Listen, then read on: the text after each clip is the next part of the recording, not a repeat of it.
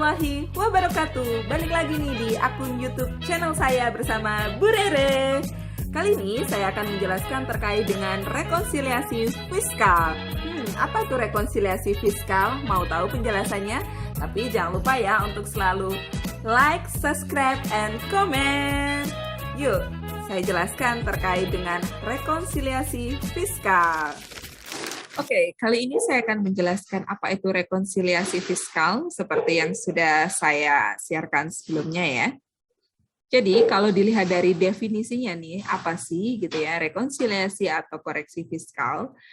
Rekonsiliasi fiskal adalah salah satu cara di mana kita ini bisa mencocokkan nih perbedaan yang ada di laporan keuangan komersial dengan laporan keuangan yang sudah disusun menggunakan sistem fiskal.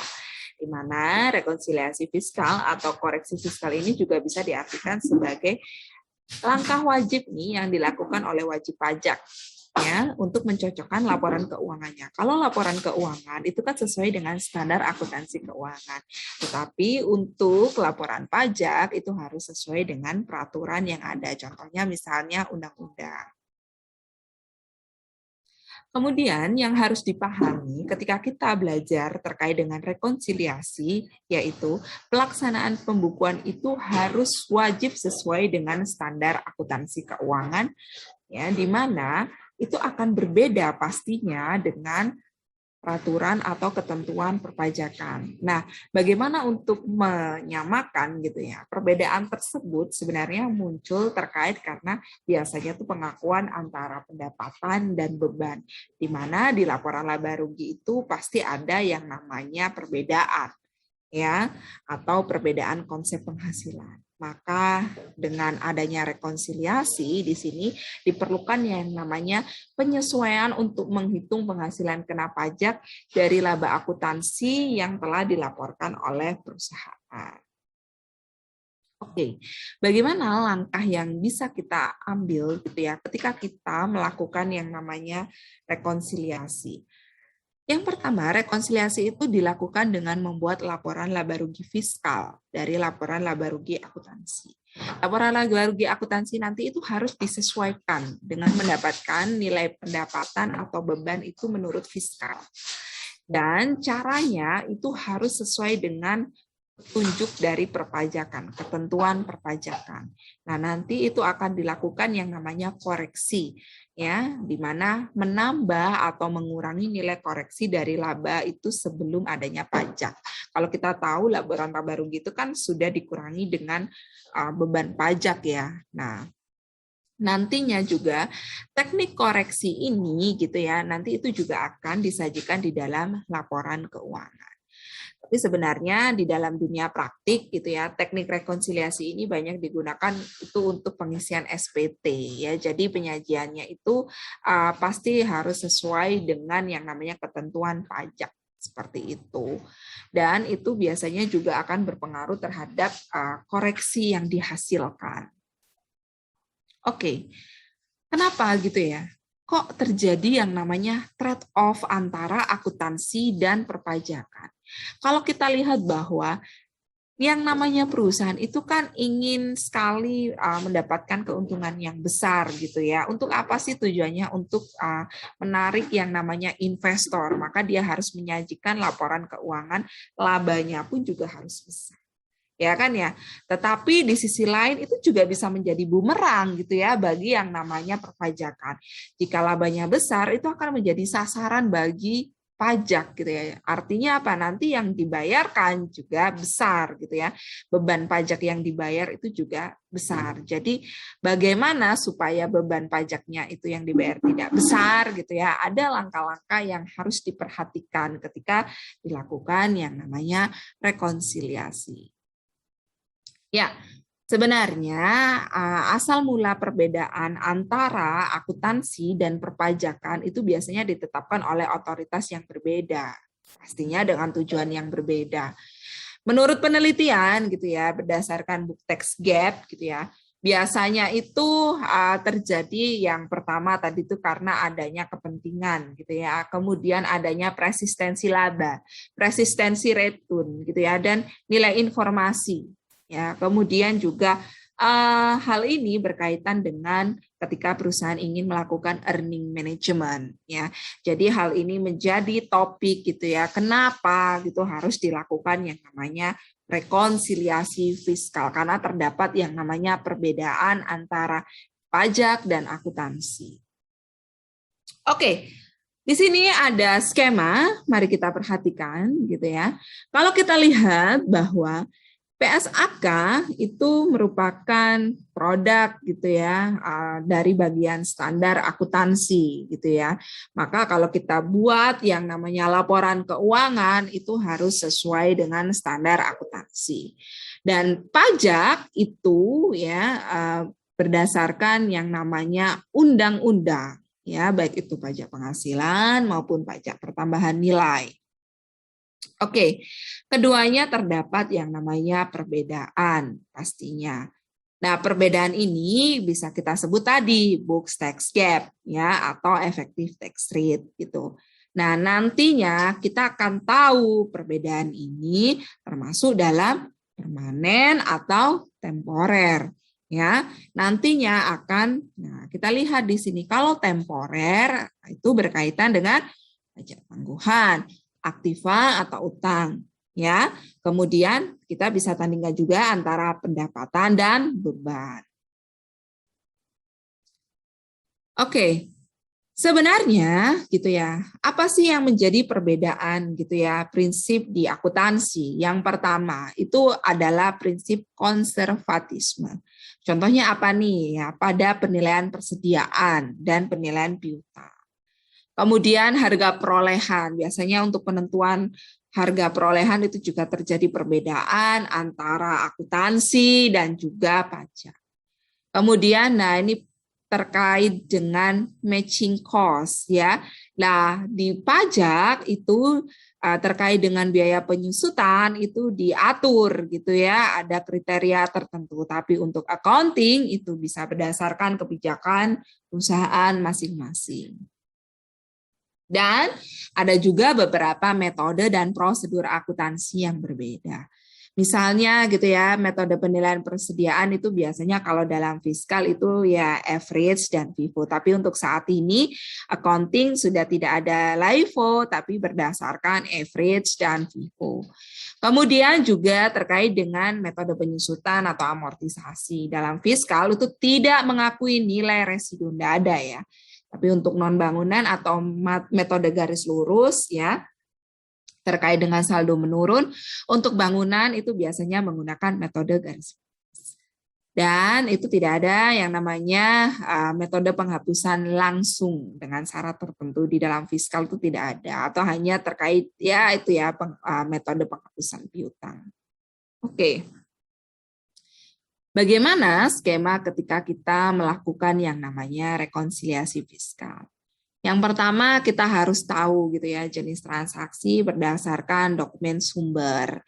Ya, dokumen-dokumennya kita harus sertakan. Kemudian ya seperti biasa ya kalau kita buat laporan keuangan ada bukti transaksi, kemudian kita buat jurnal dan buku besar gitu ya hingga kita buat yang namanya laporan keuangan.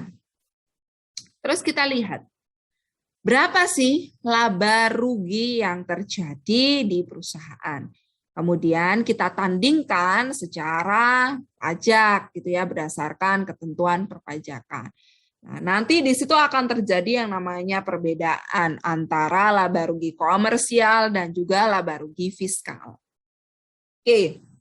Setelah kita ketahui, setelah kita koreksi ketika terjadi perbedaan, baik itu koreksi positif atau koreksi negatif. Nah, nanti kita akan lihat ya, entah itu berdasarkan beda waktu atau beda tetap. Apa itu beda waktu dan beda tetap? Oke.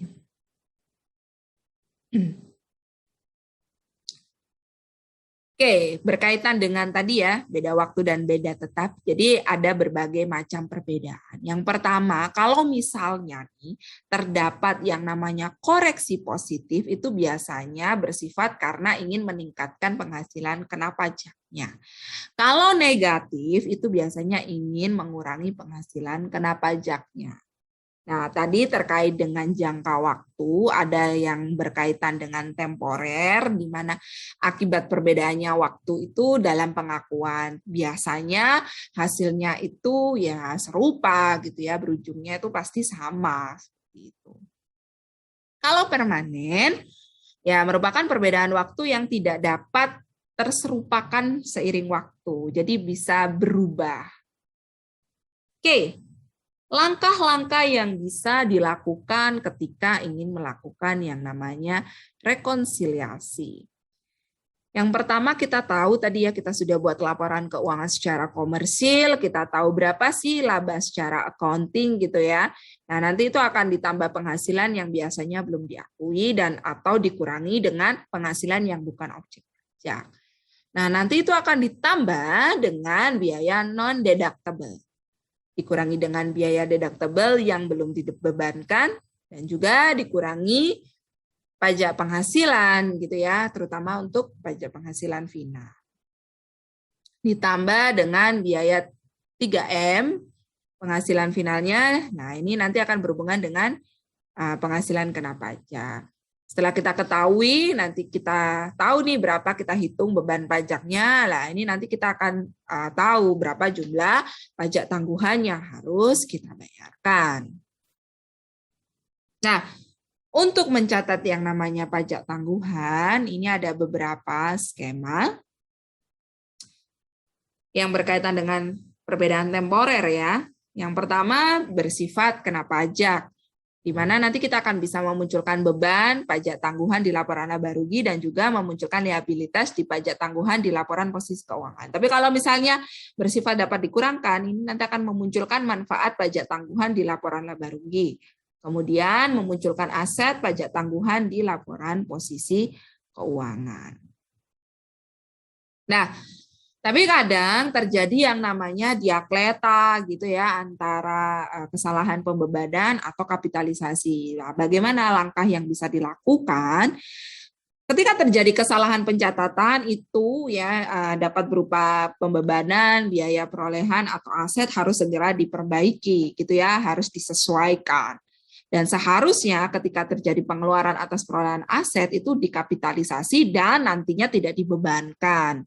Ya, nantinya akibatnya atas perbedaan ini biasanya itu seiring berjalannya waktu, nanti aset yang dikapitalisasi akan dibebankan secara bertahap melalui apa? Beban penyusutan.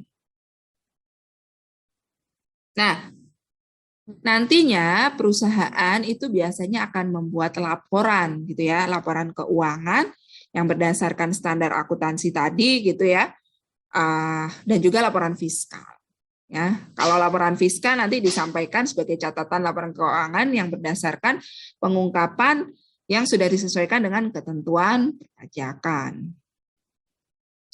Dan biasanya dokumen rekonsiliasi fiskal itu biasanya terdapat di laporan SPT tahunan PPH dan juga dokumen yang berbentuk kertas kerja ini biasanya berisi kesesuaian antara laba rugi yang berdasarkan aturan pajak dan juga aturan komersil sebelumnya. Oke, kalau kita ngomongin yang namanya koreksi fiskal, sebenarnya penyebabnya itu apa? Yang pertama, itu karena pasti adanya perbedaan biaya yang dibebankan untuk wajib pajak. Dan koreksi fiskal positif ini biasanya itu terjadi karena faktor dana cadangan. Dan imbalan yang berhubungan dengan jasa atau pekerjaan juga bisa menyebabkan koreksi fiskal positif. Dan faktor lain yang menyebabkan yang namanya koreksi fiskal positif itu antara lain biasanya harta hibah, terus selisih penyusutan, sanksi administrasi, akibat pajak penghasilan, dan lain sebagainya. Jadi nantinya dampaknya itu bisa bertambah jumlah pajak penghasilan yang terutang. Contoh-contohnya apa nih? Biasanya biaya yang dibebankan tadi ya, kemudian terkait dengan hibah tadi, kemudian terkait dengan premi asuransi kesehatan, kecelakaan kerja gitu ya, dan pajak penghasilan lainnya. Nah, kalau koreksi fiskal apa nih penyebabnya? Kalau koreksi fiskal gitu ya, yang pertama itu disebabkan karena terjadi selisih komersial yang berada di bawah penyusutan secara fiskal. Dan biasanya juga terjadi karena adanya penghasilan yang sudah terkena PPh final dan penghasilan bukan objek pajak, tapi dia masuk dalam peredaran usaha atau bisnisnya. Dan biasanya koreksi fiskal ini terjadi juga karena penyusutan fiskal di negatif lainnya. Akibatnya gitu ya, nah ini bisa berkurang jumlah pajak yang terutang. Contohnya apa misalnya? Penghasilan yang dikenakan pajak final dan penghasilan yang tidak termasuk objek pajak tetapi termasuk dalam peredaran usaha, dan selisih penyusutan atau amortisasi secara komersial di bawah penyusutan dan amortisasi fiskal. Ya, ada hal-hal yang memang terkait dengan non-deductible dan deductible gitu ya. Ada misalnya kenapa hal ini tidak diakui gitu ya. Contohnya yang non-deductible gitu ya. Itu misalnya perusahaan ngasih obat gitu ya secara cuma-cuma kepada pegawai. Lah contohnya misalnya sekarang itu kan banyak perusahaan yang memberikan vaksin kepada perusahaan karyawan yang ada di perusahaan tersebut. Lah pengobatan ini atau vaksin ini termasuk non-deductible seperti itu karena bentuk bagian dari kegiatan sosial perusahaan kepada karyawannya. Terus misalnya juga biasanya perusahaan itu memberikan makan siang gitu ya kepada karyawannya. Itu kan ditanggung nih oleh yang namanya perusahaan. Nah, ini juga non-deductible. Jadi biaya yang dikeluarkan untuk makan siang itu non-deductible. Dan biasanya PPh yang ditanggung perusahaan gitu ya, atau biaya jamuan tanpa daftar nominatif. Kalau misalnya gitu ya, bedanya apa ketika vaksin atau obat-obatan yang diberikan karyawan itu menjadi deductible? Nah, artinya misalnya oke, perusahaan itu membeli obat-obatan atau vaksin tadi kepada karyawan dan karyawan itu mengganti atas biaya yang sudah dikeluarkan perusahaan. Nah, ini akan menjadi deductible. Berbeda ya, seperti itu. Dan juga makan siang gitu kepada seluruh pegawai. Kalau yang tadi hanya sebagian, tapi kalau misalnya pegawai itu semua ditanggung gitu ya, dan juga pegawai itu istilahnya itu memberikan uang kompensasi gitu ya, memberikan uangnya gitu, ya ini juga menjadi deductible. Dan juga termasuk tunjangan dan juga biaya jamuan yang dilengkapi dengan daftar nominatif. Oke. Di sini ada beberapa jenis apa aja yang masuk dalam koreksi fiskal. Ini ya, ini saya berikan contoh kalau kita bicara terkait dengan peredaran usaha. Contohnya misalnya potongan penjualan. Ya, kalau dalam akuntansi ini masuk dalam realisasi penyisian. Tapi kalau dalam pajak itu realisasi, dan nah di sini bedanya tuh non temporer. Dan juga berkaitan dengan retur penjualan, jasa konstruksi gitu ya. Nah, kalau jasa konstruksi kita lihat bahwa nih pendapatan itu akuntansi gitu ya, ini berkaitan dengan pendapatan. Tapi kalau misalnya pajak ini dikenakan PPh final ya. Dan ini termasuk dalam beda tetap. Banyak ya contohnya misalnya penghasilan perusahaan pelayaran gitu ya yang untuk dalam negeri maupun luar negeri ini juga beda tetap. Dan penghasilan BUT perwakilan dagang asing ya ini juga beda tetap. Hanya yang membedakan adalah terkait dengan penarifan untuk PPh final. Dan juga terkait dengan penghasilan atas distributor, penghasilan atas distributor rokok gitu ya. Dan juga penilaian persediaan. Nah, ini kalau penilaian persediaan, kalau di akuntansi mungkin berkaitan dengan harga perolehan, dengan presentasi laba bruto gitu ya, atau harga eceran.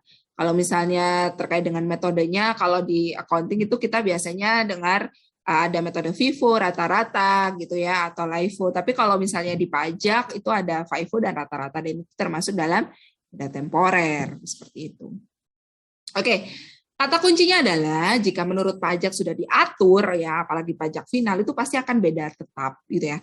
Tapi kalau yang beda temporer itu biasanya kita mengikuti bagaimana kebijakan yang dikeluarkan oleh standar akuntansi dan juga perusahaan. Itu biasanya tergantung pada kebijakan dan ini termasuk beda temporer, bisa berubah gitu ya. Tapi kalau beda tetap itu sudah diatur oleh yang namanya ketentuan perpajakan. Seperti itu.